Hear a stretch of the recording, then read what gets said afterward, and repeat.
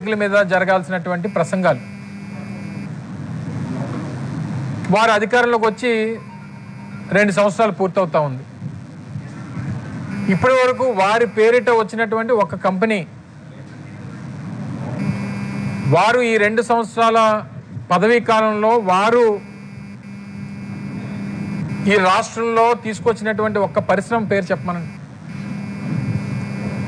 ఈరోజు వారు శంకుస్థాపన చేసినటువంటి రెన్యూ సంస్థ 2023 మార్చి 3వ తారీఖున విశాఖపట్నంలో జరిగినటువంటి గ్లోబల్ ఇన్వెస్టర్స్ సమిట్ గౌరవ వైఎస్ఆర్ కాంగ్రెస్ పార్టీ అధ్యక్షులు అప్పటి ముఖ్యమంత్రి జగన్మోహన్ రెడ్డి గారి నేతృత్వంలో జరిగినటువంటి ఇన్వెస్టర్స్ సమిట్లో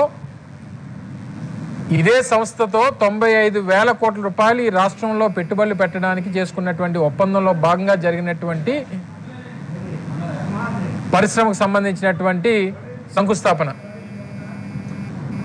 ఇక్కడ ఈ ప్రాంతంతో పాటు అటు అనంతపూర్ కానీ మిగిలినటువంటి రాష్ట్రంలో ఇతర ప్రాంతాల్లో కూడా సోలారు విండ్ ప్రాజెక్టులు స్థాపిస్తామని చెప్పి వారు ప్రకటన చేశారు. సోలార్ మ్యానుఫ్యాక్చరింగ్ సంబంధించినటువంటి యూనిట్స్ కూడా స్థాపిస్తామన్నటువంటి మాట చెప్తూ ఆ పరిశ్రమకు సంబంధించినటువంటి శంకుస్థాపన ఈరోజు వారు చేయడం జరిగింది. అంటే మరొకసారి చంద్రబాబు నాయుడు గారి తాలూకా క్రెడిట్ చోరీ మరొకసారి ఈ రాష్ట్ర ప్రజలందరూ కూడా గమనించాలని చెప్పి సందర్భంగా కోరుతా ఉన్నా. నేను ఆ రోజు పరిశ్రమల శాఖ మంత్రిగా జగన్మోహన్ రెడ్డి గారి నేతృత్వంలో 2023 జనవరి 30వ తారీఖున ఒక డిప్లొమాటిక్ కాన్క్లేవ్ని ఢిల్లీలో నిర్వహించాం. అంటే మార్చి 3, 4 నిర్వహించినటువంటి గ్లోబల్ ఇన్వెస్టర్స్ సమిట్కి సంబంధించి దానికన్నా ముందు ఒక రోడ్ షో నిర్వహించాలని దేశంలో వివిధ నగరాల్లో వీటిని నిర్వహిస్తూ మొదటి సమావేశాన్ని ఢిల్లీలో మేము పెట్టినప్పుడు వివిధ దేశాలకు సంబంధించినటువంటి డిప్లొమాట్స్ వారితో పాటు ఈ సుమన్ సిన్హా ఈ రెన్యూ పవర్ సంబంధించినటువంటి చైర్మన్ వారు ఆ రోజు ఆ వేదికను పంచుకున్నటువంటి సందర్భాన్ని కూడా గుర్తు చేస్తూ ఉన్నాం. అదే వేదిక మీద నుంచి ఆ రోజు వారు ప్రకటన చేశారు, ఆంధ్రప్రదేశ్ రాష్ట్రంలో రెన్యూబుల్ పవర్కి సంబంధించి ఇది ఒక దిక్సూచిగా ఈ రాష్ట్రం ఉంది. Solar wind pumped hydro storage సంబంధించినటువంటి పవర్ జనరేషన్కి ఇది దేశానికి ఆంధ్రప్రదేశ్ ఒక దిక్సూచి. సో ఈ రాష్ట్రంలో పెట్టుబడులు పెట్టడానికి మేము అందరం కూడా సుముఖంగా ఉన్నామని చెప్పి ప్రకటన చేసి అప్పటి నుంచి మార్చి 3వ తారీఖు జరిగినటువంటి గ్లోబల్ ఇన్వెస్టర్ సమిట్లో ఇది ఒప్పందం జరగడం, వారు ప్రకటన చేయడం, దానికి సంబంధించి ఈ సంస్థ ఏర్పాటుకు సంబంధించినటువంటి జీవోలు కూడా మేమే ఇచ్చాం. మే మాసంలో కానీ తర్వాత మరో సందర్భంలో కానీ ఆ జీవో నెంబర్లు కూడా అవసరం అయితే తెలుగుదేశం పార్టీ ఈ ప్రభుత్వానికి ఇవ్వడానికి కూడా మేము సిద్ధంగా ఉన్నాం. అంటే మరొకసారి క్రెడిట్ చోరీకి చంద్రబాబు నాయుడు గారు తెరలేపారు. దానికి మరొకసారి అనకాపల్లి జిల్లా ఉమ్మడి విశాఖపట్నం జిల్లా ఒక వేదిక అయ్యింది. వారికి పోనీ వచ్చినప్పుడు ఏదన్నా 4 మంచి మాటలు చెప్పి ప్రజలకు ఉపయోగపడేది, పరిశ్రమలకు ఉపయోగపడేది, పారిశ్రామికవేత్తలకు ఉపయోగపడేది, ఈ ప్రాంతానికి ఉపయోగపడేది 4 మంచి విషయాలు ఈ ప్రాంతం కోసం రాష్ట్రం కోసం చెప్పుంటే బాగుండేది. ఈ వేదికను దేనికి వాడుకున్నారు? జగన్మోహన్ రెడ్డి గారి క్యారెక్టర్ అసాసినేషన్ చేయాలి. బుద్ధున్నటువంటి వారు ఎవరన్నా ఇటువంటి వేదికల మీద రాజకీయ ప్రసంగాలు చేస్తారా అని అడుగుతా ఉన్నాం. రాజకీయ ప్రసంగాల్లో భాగంగా కూడా జగన్మోహన్ రెడ్డి గారిని నేరుగా టార్గెట్ చేస్తూ సందర్భం కాకపోయినా జగన్మోహన్ రెడ్డి గారి వ్యక్తిత్వ హననాన్ని చేయాలనేటువంటి ఒక ఉద్దేశంతో గడిచినటువంటి 3 రోజులుగా ఆ పార్టీకి సంబంధించినటువంటి ఆ ప్రభుత్వంలో ఉన్నటువంటి మంత్రులు ఒకరోజు పార్థసారథి గారు మాట్లాడతారు, ఒకరోజు సవిత గారు మాట్లాడతారు, మరొకరు మాట్లాడతారు, ఈరోజు దానికి కొనసాగింపుగా ఈ రాష్ట్ర ముఖ్యమంత్రి గారు మాట్లాడతారు. ఒక పరిశ్రమ ఏర్పాటుకు సంబంధించినటువంటి శంకుస్థాపన కార్యక్రమానికి వచ్చి మీరు వచ్చి చేసేటువంటి ప్రసంగాలు జగన్మోహన్ రెడ్డి గారిని వ్యక్తిత్వ హననాన్ని మీరు చేయడానికి ఆ వేదికను వాడుకున్నారు. జగన్మోహన్ రెడ్డి గారి తాలూకా నాయకత్వాన్ని వారు ప్రతిపాదించినటువంటి కొన్ని ప్రతిపాదనల్ని మీరు ఓర్వలేక తప్పుడు ఆరోపణలు జగన్మోహన్ రెడ్డి గారు మీరు చేస్తూ మీ పబ్బాన్ని గడుపుకునేటువంటి కార్యక్రమం చేస్తూ ఉన్నారు. దస్తగిరి అనేటువంటి వ్యక్తి మొన్న కడపలో హత్యకు గురైతే దానికి జగన్మోహన్ రెడ్డి గారే కారణం. లేనిపోయినటువంటి ఆరోపణలు చేయడం. ఎక్కడ ఏ హత్య జరిగినా ఈ రాష్ట్రంలో దేశంలో ఎక్కడ జరిగినా దాని జగన్మోహన్ రెడ్డి గారికి కారణం అనేటువంటి ఒక తప్పుడు ప్రచారాన్ని చంద్రబాబు నాయుడు గారు ఎప్పటికప్పుడు చేస్తూ ఉన్నారు. దస్తగిరి అనేటువంటి వ్యక్తి వారి భార్య ఈరోజు ఒక పత్రికా సమావేశం పెట్టి అక్కడ ఉన్నటువంటి నిత్యానంద రెడ్డి గారు ఎవరైతే కడప మా డిప్యూటీ మేయర్గా ఉన్నటువంటి వ్యక్తి, ఆయనకి ఈ హత్యకి ఏ రకమైనటువంటి సంబంధం లేదు అనేటువంటి మాట చెప్పినా సరే లేదు, జగన్మోహన్ రెడ్డి గారే చేశారు, వైఎస్ఆర్ కాంగ్రెస్ పార్టీ చేసింది అనేటువంటి ఒక తప్పుడు ప్రచారాన్ని. అసలు ఈ హత్య రాజకీయాలకి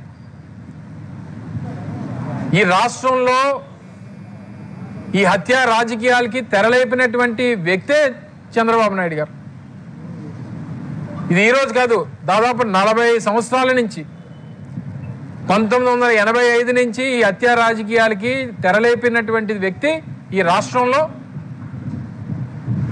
చంద్రబాబు నాయుడు గారు అనేటువంటి విషయం ఈ రాష్ట్రంలో రాజకీయాల పట్ల అవగాహన ఉన్నటువంటి ప్రతి ఒక్కరికి తెలుసు. అది దశరథ రామ్ దగ్గర నుంచి వంగవీటి మోహనరంగ గారి దగ్గర నుంచి ఇలాగ అనేక రకాలైనటువంటి హత్యలు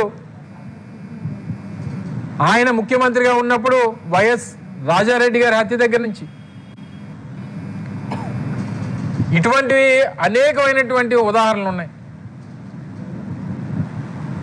ఈ రాష్ట్రంలో రాజకీయ హత్య రాజకీయాలకి పేటెంట్ ఎవరనంటే చంద్రబాబు నాయుడు గారు.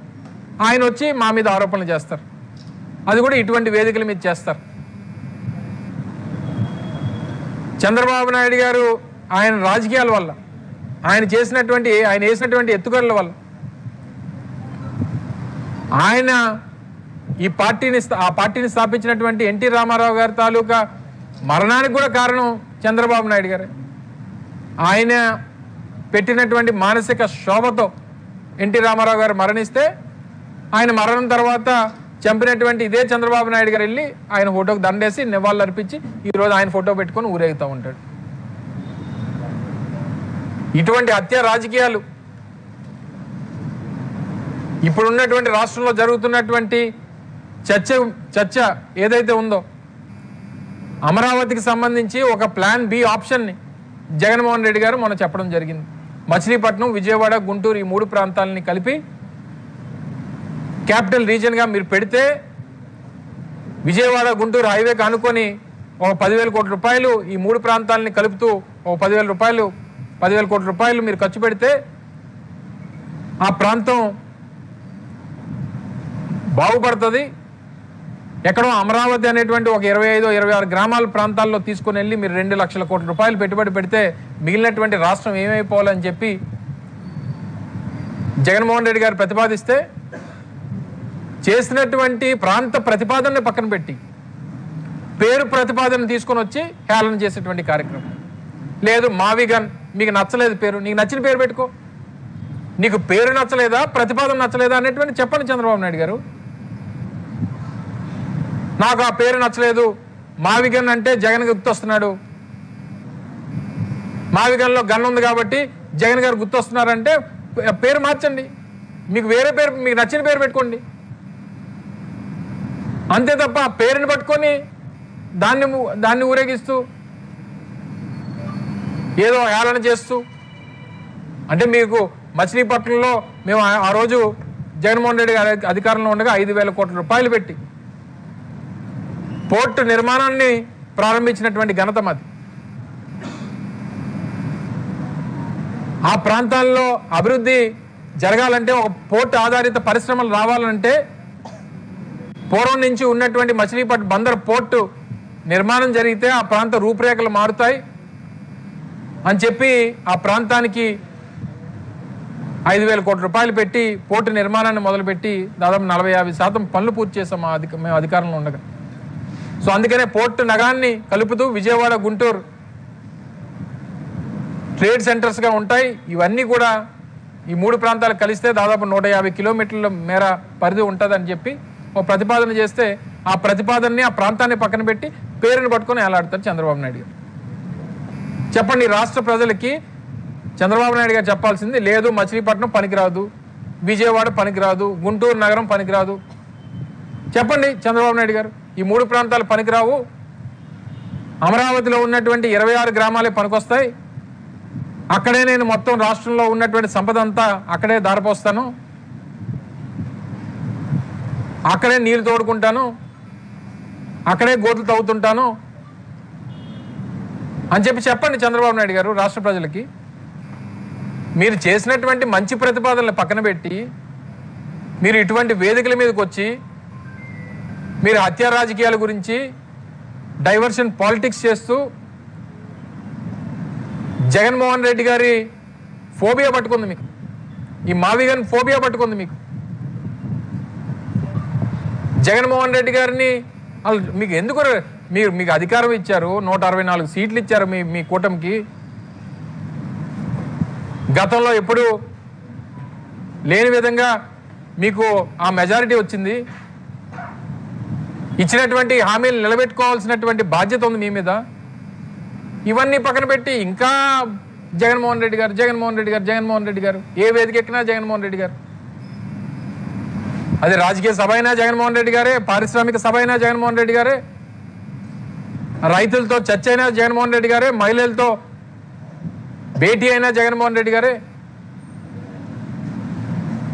జగన్మోహన్ రెడ్డి గారు అనేటువంటి భయం పట్టుకుంది చంద్రబాబు నాయుడు గారు. ఎందుకు అంటే నేను ఏమీ చేయలేకపోతున్నాను, రాష్ట్రంలో పరిపాలన నాకు చేత కాలేదు, ఇచ్చినటువంటి హామీలు నిలబెట్టుకోలేకపోతున్నాను, ఇచ్చినటువంటి ప్రతి మాట జగన్మోహన్ రెడ్డి నిలబెట్టుకున్నారు. అందుకనే జగన్మోహన్ రెడ్డి గారి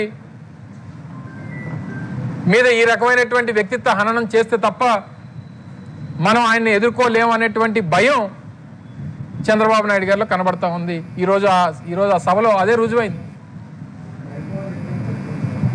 చంద్రబాబు నాయుడు గారికి భయం భయం భయం అది పుట్టించింది ఎవడు అంటే వైఎస్ జగన్మోహన్ రెడ్డి గారు అనేటువంటి విషయం ప్రజలందరూ కూడా చర్చించుకుంటున్నారు. సో డెఫినెట్గా చంద్రబాబు నాయుడు గారు మీ క్రెడిట్ చోరీని, మీ డైవర్షన్ పాలిటిక్స్ని, మీ హత్యా రాజకీయాల్ని ఇవన్నీ కూడా ప్రజలు గమనిస్తూ ఉన్నారు. మీరు ఇచ్చినటువంటి మాటను నిలబెట్టుకునేటువంటి పని చేయండి, ఎన్నికల్లో ఇచ్చినటువంటి హామీలు నిలబెట్టుకునేటువంటి కార్యక్రమం చేయండి. రాజకీయ పారిశ్రామిక సభల్ని రాజకీయ సభలుగా మార్చకండి. హత్యా రాజకీయాల్ని ఆద్యం పోసింది మీరు. దయచేసి ఈ విషయాలన్నీ కూడా ప్రజలు గమనిస్తూ ఉన్నారు. ఇప్పటికన్నా మీలో మార్పు రావాలని చెప్పి మరొకసారి ఈ సందర్భంగా మీ ద్వారా ప్రజలందరికీ తెలియజేసుకుంటూ, మరి ఈరోజు జరిగినటువంటి ఆ కార్యక్రమం, ఆ రెన్యూ పవర్ అనేటువంటి సంస్థ 2023 మార్చి 3 జగన్మోహన్ రెడ్డి గారి నేతృత్వంలో జరిగినటువంటి గ్లోబల్ ఇన్వెస్టర్స్ సమిట్లో చేసుకున్నటువంటి ఒప్పందంలో భాగంగా ఈరోజు ఈ రాష్ట్రానికి ఆ సంస్థ వచ్చినందుకు మరొకసారి వారికి కూడా హృదయపూర్వకంగా అభినందన తెలియజేసుకుంటూ, మీ రాజకీయ కార్యక్రమాల్ని, రాజకీయ ఆలోచనల్ని ప్రతి వేదిక మీద దయచేసి రొద్దొద్దని చెప్పి కంట్రోల్ చేసుకోవాలి. ఆల్రెడీ మీ ద్వారా వారిని కోరుకుంటా ఉన్నాం. 1.3 ఓవర్స్ లోనే గైక్వాడ్ వర్సెస్ హార్దిక్ చూస్తే ఒకసారి అవుట్ అయ్యాడు. 4 innings 30 రన్లు, స్ట్రైక్ రేట్ 158 ఉంది.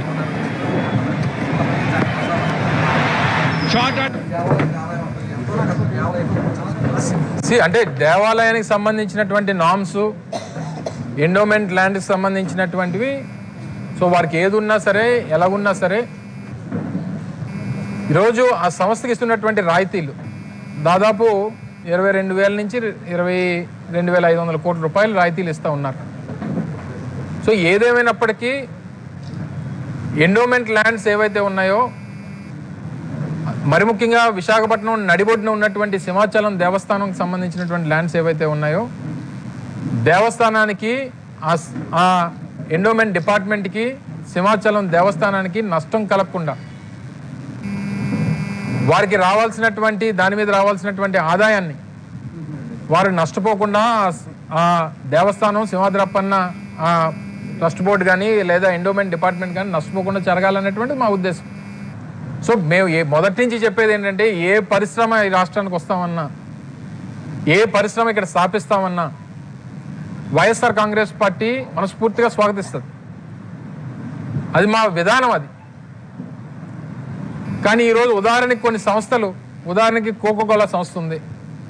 ఆ రోజు మేము అధికారంలో ఉన్నప్పుడు ఆ సంస్థకి దాదాపు 50 ఎకరాలు 100 ఎకరాలు భూమి ఇచ్చాం. అక్కడ స్థానికంగా ఉన్నటువంటి ప్రజాప్రతినిధులు పెట్టినటువంటి ఇబ్బందులతో మొన్న మాకు భూమి అవసరం లేదు, మేము ఇక్కడ పెట్టలేము, మేము ఇక్కడ చేయలేము అనుకొని భూమి సరెండర్ చేసి వెళ్ళిపోయినటువంటి పరిస్థితి ఉంది. కోకోకోలా లాంటి మల్టీనేషనల్ కంపెనీ.